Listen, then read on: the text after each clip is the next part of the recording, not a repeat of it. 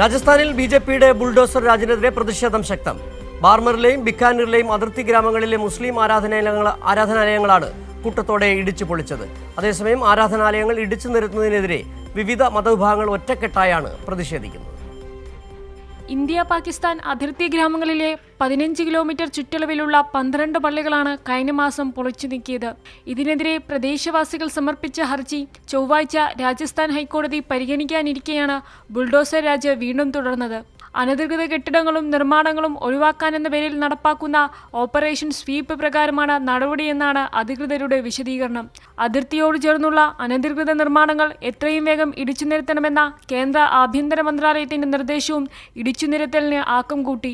പൊളിക്കലുകൾക്ക് തൊട്ടുമുൻപാണ് തങ്ങൾക്ക് നോട്ടീസ് ലഭിച്ചതെന്നും മറുപടി നൽകാനുള്ള സാവകാശം നൽകിയില്ലെന്നും പ്രദേശവാസികൾ പരാതിപ്പെടുന്നു. ആരാധനാലയങ്ങൾ ഇടിച്ചു നിരത്തുന്നതിനെതിരെ വിവിധ മതവിഭാഗങ്ങൾ ഒറ്റക്കെട്ടായാണ് പ്രതിഷേധിക്കുന്നത്. സർവമത ശാന്തി സഭയുടെ ആഭിമുഖ്യത്തിൽ പ്രതിഷേധ മാർച്ചുകളും നിവേദനങ്ങളും സമർപ്പിച്ചുമാണ് പ്രതിഷേധം. Association for protection of civil റൈറ്റ്സിന്റെ കണക്കനുസരിച്ച് 4 അതിർത്തി ജില്ലകളിലായി ഏകദേശം 350ഓളം പള്ളികൾക്കും ആരാധനാലയങ്ങൾക്കും മതസ്ഥാപനങ്ങൾക്കും പൊളിക്കൽ നോട്ടീസുകൾ നൽകിയിട്ടുണ്ട്. മസ്ജിദുകൾ ഏകപക്ഷീയമായി പൊളിക്കുന്നതിനെതിരെ പ്രതിഷേധം ശക്തമാണ്. കൈരളി ന്യൂസ്, ദില്ലി.